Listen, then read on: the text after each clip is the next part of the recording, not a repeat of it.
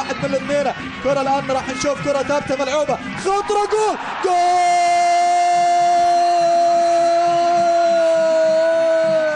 لتشيلي، عملها وسجل الهدف الثاني، هدف جميل عن طريق لويس خيمينيز.